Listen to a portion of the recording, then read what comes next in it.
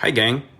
A few months ago, I found myself laying in bed night after night, thinking about my own mortality. The reason being, my advanced age of 45. My ancient body is no longer able to shrug off minor injuries or fattening foods the way it used to when I was just 44. I'd think about seniors I see at the coffee shop I like to work from, how hard it is for them to get off from the chair or walk, how I'll be in their shoes in a few short decades. As a practicing atheist, I don't have the promise of the afterlife to fall back on. Thinking about my inevitable decline snowballed into late-night anxiety and bad dreams. Until I discovered ghost videos! Sorry, wrong font. Ghost videos! Apparently, there's a niche for compilations of various paranormal clips found on Reddit, TikTok, YouTube, and grainy VHS tapes from your parents' spider-infested basement. Growing up, my only exposure to the paranormal was Ghostbusters 1, 2, and stories about a house spirit called Barabashka or Domovoy, which blended Russian folklore and poltergeist. There is even a beloved children's cartoon called Domovёнок Kuzя. Ой, Кузенька, сынок. какой я вам, бабушка, сынок? Как это какой? Любимый, бежим скорее. Куда? В гости. Самоварчик у нас новенький, ложечки серебряные, прянички сахарные. Догоним, чай пить будем. After escaping Baba Yaga in the forest, Опоздал, пустите, пустите меня скорее. Не пущу. he moved into a little girl's apartment. Ой,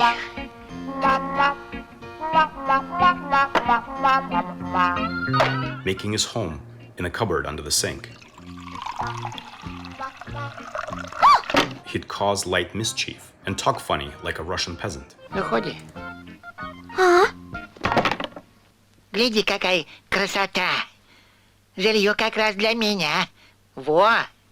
So when I randomly stumbled upon paranormal video compilations, my anxiety about mortality was suddenly replaced with an idea that there is more to the physical world that meets our eyes, and maybe our existence continues after life ends. The first paranormal channel I vacuumed up into my eyeballs was called Bizarre Bub. It was a delightful mix of unpredictable poltergeist, grainy shadow figures, unexplained sounds, and Samara from The Ring poking around corners. When I reached Scary Comp 25, I was no longer losing sleep over the unforgiving brevity of life. By Scary Comp 55, I was losing sleep to the insomnia brought on by watching an hour or more of ghosts knocking over furniture and dragging people by their legs every night. By Scary Comp 85, I started having dreams that looked a lot like the videos I was watching. By Scary Comp 100, I was running out of compilations, and I had to find more. A lot more. I moved on to Nuke Stop 5, Paranormal Pulse, and Depths of Despair. I would queue up 5 at a time from each channel and binge watch them before bed every night. By this point, I no longer had bad dreams or anxiety. Instead, I was desensitized to the scary aspect and became a bit of a connoisseur, developing likes and dislikes. Having watched hours of paranormal footage, I saw patterns and common details that a casual watcher might miss. A larger share of these videos started to look iffy and fake. I started fast-forwarding or even skipping some of these clips. It would take less time to get through compilations, so I added more paranormal channels. Mind Junkie, Haunted 5, Chills, Scary Comp, and finally, Slapped ham. so many videos were cringe. Plus, between all these channels, there were a lot of duplicates. They were all drinking from the same font, and even stealing from each other. Hell, they even stole from themselves by reposting their own clips every so often. I began to wonder if the original Bizarre Bub videos were actually any good, or did I get hooked simply because I was a virgin to the detailed visual analysis of the paranormal. I even posted several comments under particularly agitating videos. I painstakingly broke down the veracity of each of 20 or so clips in these, feeling justified and smart, because I thought I could debunk 80-90% of them. Almost nobody ever replied to them, except for this guy. So all the hard work was in vain. My growing dissatisfaction with the object of my obsession split into two categories: delivery and content. Delivery problems have to do with how the channel presents these compilations. Repetitive stock footage, misleading, overly dramatic sound effects, and drawn-out commentary all point to the channel's desire to make videos longer.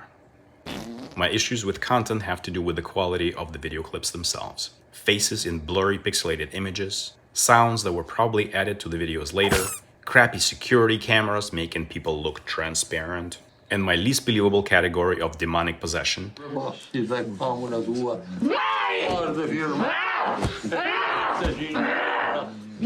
are some of the examples of what I hard skip when I'm watching. I'm gonna go over my favorite delivery gripes first. To make videos longer and presumably show more ads, channels like to include extra gossip about each clip, many beginning with something like this.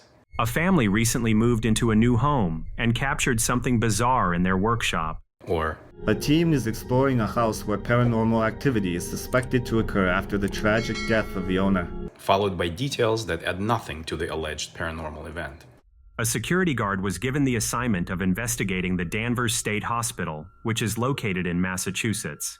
The hospital opened in 1871, and due to poor treatment of patients, it eventually was closed down due to funding diminishing over the years. There are tons of clips taking minutes-long strolls into the history books, setting up the hype with "someone has died here in 1873," or showing AI-generated images of La Chupacabra, before disappointing with a faded image of double exposure. Asking me to invest my time into the backstory of what's often a dud makes me roll my eyes and try to find the start of the actual clip. Most channels use short stock video clips, or photos that work like slideshows. These images are reused over and over from compilation to compilation, making the backstory even more repetitive and boring. I can't tell you how many times I saw this eye, this moon, these shadow hands, and these Wi-Fi cameras. This apartment is the one that everyone is moving into. This cottage is the one visited in the country. These computers are the only ones used to post comments online. These are security cameras that everyone is adding to their homes. These hands holding various devices, playing the video we're about to watch. It's so repetitive, and it just makes you want to skip to the beginning of the video. Some channels instead show the beginning of the actual clip over and over while they talk about who just moved into or relaxed at which house after work before disappointing us with a bum clip. This is even more insidious because we can't tell by scrubbing the timeline where the clip actually begins. The top bun of this nothing burger is the recap. We just watched the clip, sometimes even twice and in slow motion, but the channel has to describe everything that just happened again, as if we were watching the version for the visually impaired. The recap is often followed by suggesting that viewers are split on what this is or whether this is real. Footage has sparked debates among viewers, with many believing it to be staged or fake, while others are left questioning whether this was a genuine paranormal encounter.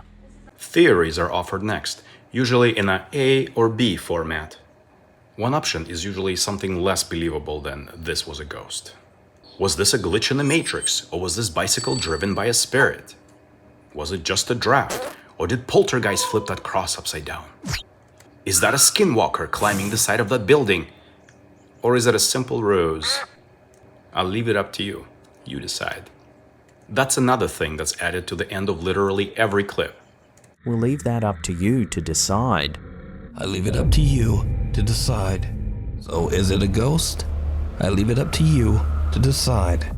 Like with most videos though, I'll let you decide whether or not that's the case. Could the school really be haunted? Let me know your thoughts on this one in the comments down below. I'm supposed to drop everything and judge whether it was a shadow figure or your roommate in a black t-shirt and a wig.